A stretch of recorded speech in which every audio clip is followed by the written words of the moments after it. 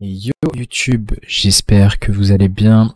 On se retrouve aujourd'hui pour le bilan en vidéo de ce challenge 50€, 5000 spins sur BetClick. Bon, il y a eu une petite partie vraiment infime en 20€ quand les tables commençaient à être vraiment trop moches. Mais on va voir ça en détail. Et pour ce challenge, on a dû faire 5000 spins en une semaine. Ça équivalait à peu près à plus de 10 heures de jeu en 6 tabling. Et on va regarder en détail, jour par jour, nos résultats. On commence avec le premier jour où on fait 727 games pour un CV de 46. Donc c'est une très belle première journée. En un lundi en plus de ça, donc les tables n'étaient pas forcément les plus belles. On voit qu'au début on a galéré à sortir un CV positif, il fallait attendre 260 games. Et on finit sur un résultat de plus 1000€. On enchaîne sur le deuxième jour où on finit en moins 1800 avec beaucoup de battle reg et un CV assez cata de 13. On voit qu'en théorie on est censé perdre moins 600 et en pratique on a perdu 1008. Donc petit bad run on va dire en termes de jackpot. Et d'ailleurs c'est vrai que pour le premier jour j'ai pas mentionné, mais voilà, 1500€ en théorie, 1000€ en pratique. Troisième jour on a fini en plus 1800, on a vraiment bien run avec un CV médiocre. En théorie on est censé perdre, donc on a rattrapé un peu du run. Et pour le quatrième jour, nous sommes tombés sur un multi, le multi x 1000. C'est littéralement comme le dernier challenge. Comme le dernier challenge où on avait fait le 5000 spins en 20€ et on était tombé sur le x 1000. On avait fait deuxième et cette fois-ci on a fait troisième. Et on finit la journée avec plus 3003, alors que sur le x 1000 on a gagné 5000, donc vous voyez que on a vraiment bien mal run. En théorie on est censé gagner 700, si on compte pas le multi. En pratique on a dû perdre 1700, donc différentiel de 2400 pour cette journée, mais ça s'est rattrapé, le run s'est rattrapé. Et sur la cinquième journée on a fini en plus 1200. C'est vrai que j'ai pas mentionné le CV sur cette quatrième journée, ça s'améliore. Hein. 37 de CV sur cette quatrième journée. Et sur cette cinquième journée, on fait du 42 de CV. Bon, il y a aussi les stats pour la 20€, mais il n'y a pas beaucoup de games. Et on finit donc up de 1002. Et cette sixième journée, c'est vraiment la journée phare. On a fait plus 4800, on a fait encore plus que lorsqu'on a gagné le multi. On a eu un CV de 46 qui est plutôt propre. Et en plus de ça, on a run vraiment good. Donc très bonne journée. Et cette journée, il y a eu au maximum du x10, je crois. Et sur cette dernière journée, on avait commencé très bien avec au début 2500 de bénéf avant de chuter finalement à moins 300. Et ça a bien swing jusqu'à peu près 550 spins. On était environ à 42 CV et vers la fin, vraiment, ça a chuté drastiquement. Et donc, le bilan financier est ici. Fini en 10 000 de bénéf, tout simplement, 10 000 deals. Et pour ce qui est des résultats en termes de CEV et de courbe, on finit tout simplement sur du... Attendez, ça charge, c'est rapide. 32 de CV en 50 et 6 en 20. Mais bon, en 20, il n'y a que 219 games. Et en 50, il y a 5000 games. Donc, plusieurs paramètres. C'est bien de faire le bilan quand même. C'est tout simplement pourquoi on a un CV aussi bas. Parce que à première vue, on voit qu'en théorie, on est censé gagner 4000 et on gagnait plus pendant le challenge en 20€ avec le même volume.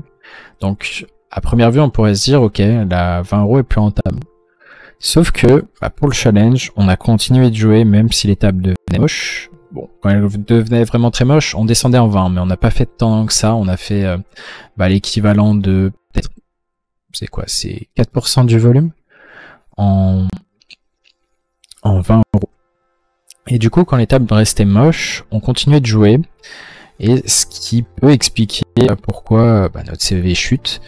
En plus de ça, voilà, il y a eu pas mal de fois où quand on jouait au début, on commençait la session vers entre 16h, 17h, et je pense que les tables deviennent un peu plus belles un peu plus tard.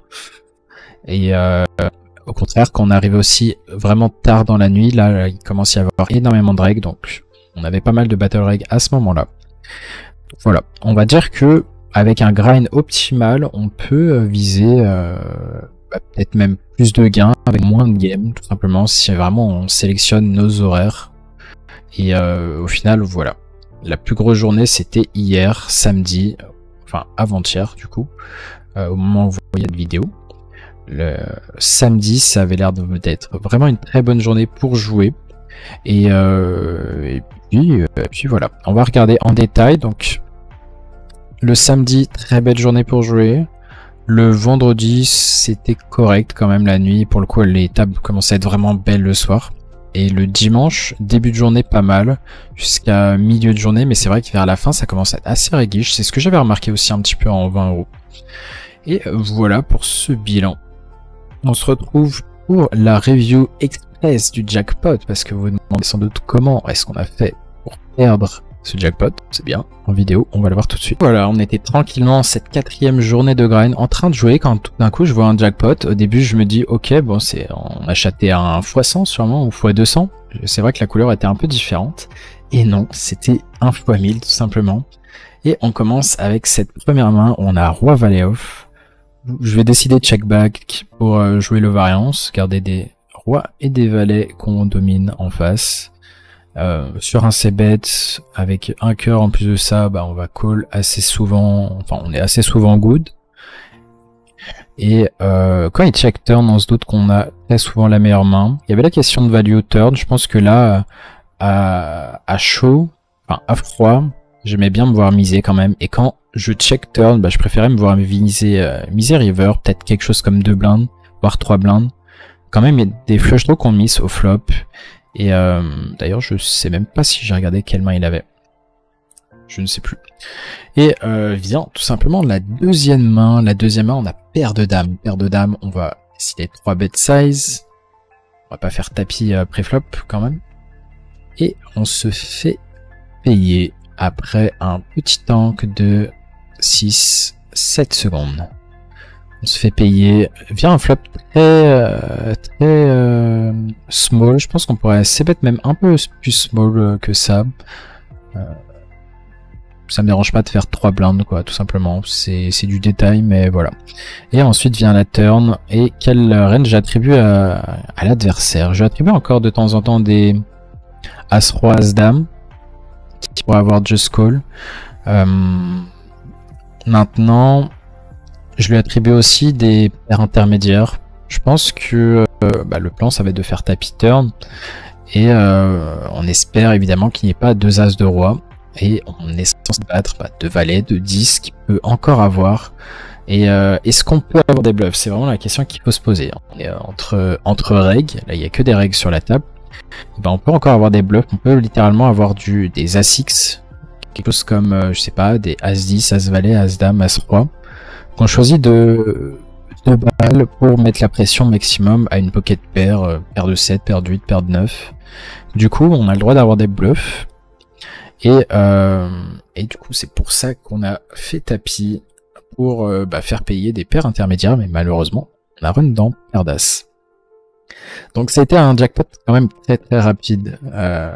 On a open shove roi 9 off. Jusque là, pas grand chose à faire. Et enfin, vient une dernière main, PVB, où on a 7-6-8T, avec peut-être un espoir de comeback. On a seulement 5 blindes. En cas de victoire, on passerait à 11 blindes. On est contre 3-3. C'est une confrontation ok. On joue 14 out, mais le roi turn, on joue plus que 8 out. Et river, c'est fini. Donc, pas grand chose à dire là-dessus. Hein. On va dire que est-ce que j'aurais joué différemment par rapport à un spin si c'était un spin classique x2 ou x je ne sais pas combien, j'aurais joué de la même façon, la paire de dames.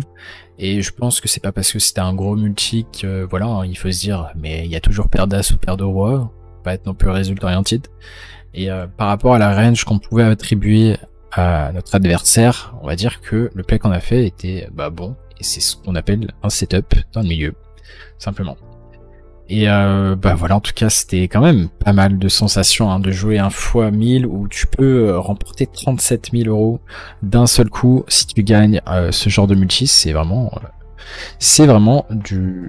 des grosses sensations, tout simplement. Et en tout cas, j'espère que cette vidéo bilan vous aura plu. Et je vous dis à très bientôt. C'est vrai que j'avais pas fait la vidéo analyse du 20 € en x1000. Donc j'essaierai de la faire dans une prochaine vidéo. Sur ce, eh bien, je vous dis bonne chance aux tables et à la prochaine. Tchuss.